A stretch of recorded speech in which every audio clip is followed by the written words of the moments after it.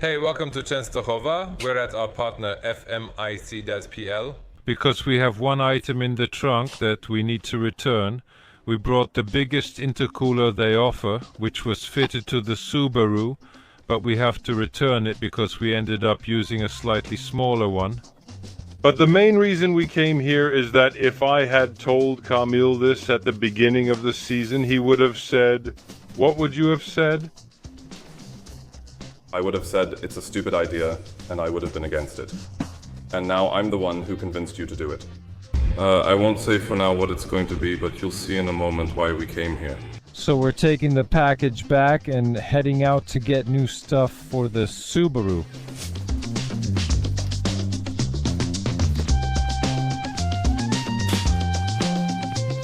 We're now waiting for our new package to be located, and soon we'll head over to the warehouse. You'll also be able to see what's actually available in this store's offer. Because there are a lot of things here that, simply put, generate a lot of power. Pure Trek is with us, and he'll show us around all this abundance.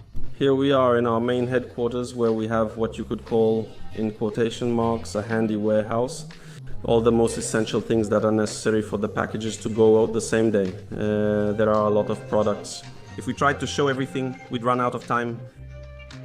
So in short, among the most popular ones, of course, silicone hoses for the intake, for water systems, exhaust parts like stainless steel, all kinds of mufflers, connectors, flexible joints, flanges, downpipes, exhausts, of course muffler parts, and then intercoolers.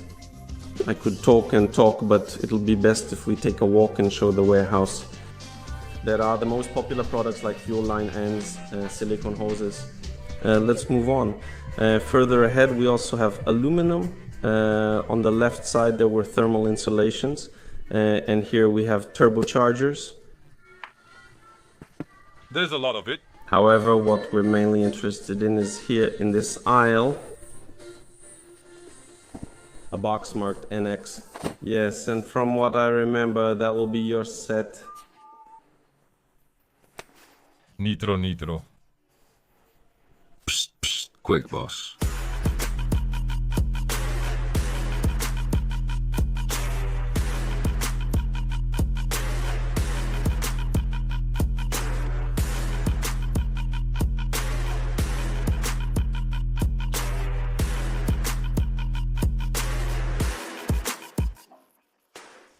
Aren't you happy? What a face. Gold 2222. Not yet, but I will be happy when I ride it. Right now, I'm still holding on, you know. The trunk is... We need to carry it to the car. Thank you very much. Thanks.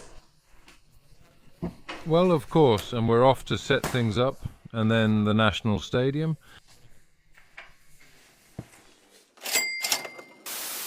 We're in the garage, and we'll show you how the process of installing Nitro in the Subaru looked like. I wanted the bottle to be mounted as far back in the car as possible to further improve the car's balance. So once I chose the spot, I had to create a frame, a mount like in racing cars, to securely fasten the bottle there. Next, I had to run the line from the bottle to the engine bay, which is attached to the valve that opens the nitrous when we want it to work. Fuel also has to be supplied to that valve because our nitrous is what's called wet nitrous, which means both the gas and the fuel are injected at the same time. Next, I had to mount that valve under the hood, which meant creating additional brackets and bolting it in place. From that valve, there are two small lines that are screwed directly into the nitrous injector, and the nitrous injector is screwed in just before the throttle body. So basically, I just had to drill a hole, prime it, and screw in that injector. For the nitrous to work, three conditions have to be met. At least 2,900 revolutions per minute, the gas pedal pressed at least 80%, and the nitrous only works from second gear. The power that the Nitrous gives us is according to the manufacturer's specifications. We haven't used the dyno since this type of nitrous doesn't require calibration to work properly. So according to the specs, there are nozzles installed in the injector that give us about 75 horsepower. We're going for tests, but we also have nozzles with us that give 100 horsepower, so we'll be testing which option will be better. Listen, we're in Toruń, it's the 1st of September and we're starting the school year with a nitro test. Here you go. There's a new guy here in the back, there's a clock, there's a cable, you saw the injection over there. There are new shock absorbers installed in the back. You can see that the rear is higher, which will allow it to work better.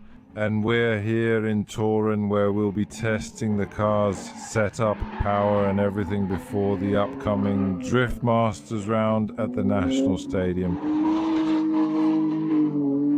So we're getting ready, I'm already set, I'm getting in the car and we're getting started.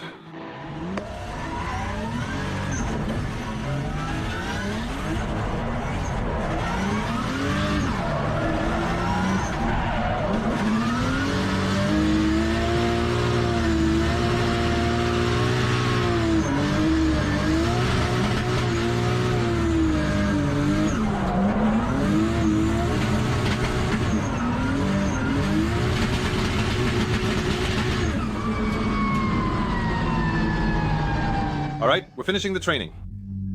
The nitro bottle has been tested. I'll tell you, it really does the job.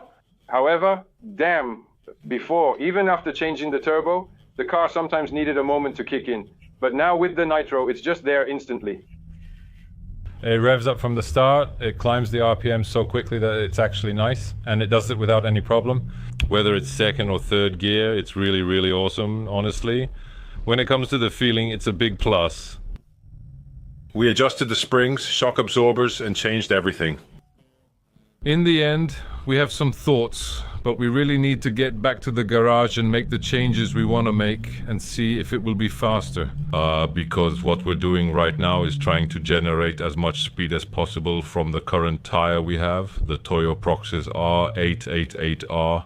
It's a very good street tire, but it's not really a tire dedicated to drifting. And here, during this session, we basically did a training like that. A comparison of a true drift tire, like those used by Drift Masters competitors. 265 width, so not the widest. And there's a big difference, time-wise, quite a big difference.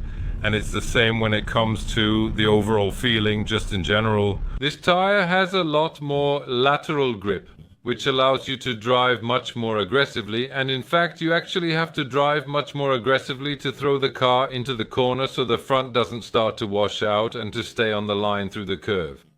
So we know that mechanically we've managed to get a lot of traction out of the Subaru, and we're trying to get even more. The knowledge we're gaining now is very valuable. And let's hope that it will pay off when the new compound from Toyo Tires arrives, one that's strictly for drifting, and then it'll be on fire. Thanks, Leo. Several days later. Wednesday, 7:50. We're heading to training, and here's the adventure. The Iveco is taken apart. Camille is tinkering. In short, the injector bolt broke and the injector popped out, so let's hope we can fix it on the spot. If we manage to tighten the bolt, great, but if not, it's a tow truck and bye-bye. After the training, that's what the situation looks like. Oh, you can see the bolt is broken.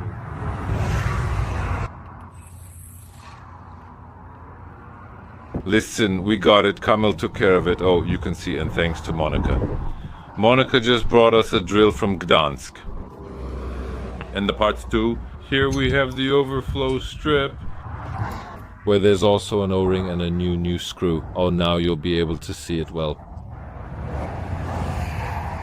Camel World Champions, so a little update on the situation. 1020? But it's all good. It's all good. Maybe we'll go for a ride today too.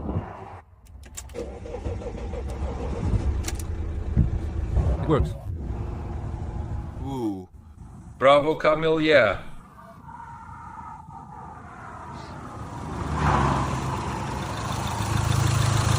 A few moments later.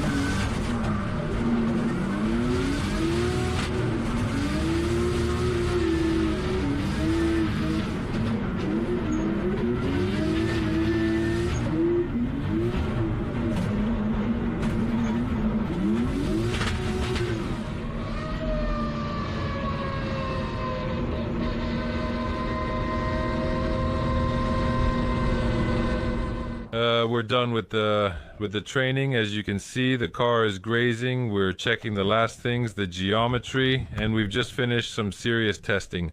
Today was great because I got to drive alongside Kuba Przygonski and Mateusz Lususki, both fast drivers, making it a valuable test. We made some changes to the car, and I think it's better now. But the most important thing is that we managed to drive in tandem. We're satisfied. The weather was beautiful today, and most importantly, we actually made it to Torun because, as you saw earlier, we might not have made it at all. So overall, it's good. How's it going, Mr. Camel? Are you satisfied with today? I'm satisfied and a bit surprised, but pleasantly surprised, in the positive sense of the word.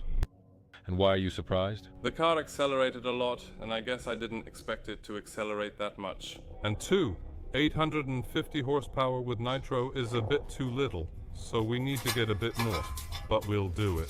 Generally, it's a good laugh. But when entering the first corner and cutting the car, I have to keep the gas pedal floored all the time, because I don't really have the ability to modulate the throttle. Because there's just so much traction. It's actually a crazy thing that this car has over 850 horsepower right now. It's hard for it to drive in third gear on a track like this. On a street tire. On a street tire, yes. But what if it was a dedicated drift tire? Piotr, what would happen then? It would have to be 1500 horsepower. It would have to be Minimum. So minimum 1500. If I were driving, I would have 1500, and then I would have the best tires. And why don't you drive? Because I don't have any money. nothing like that wisdom. Finally, thank you for commenting on the videos, and if you have any questions, write to us and we're wrapping up. Next week we have a cool event in Warsaw. Yo!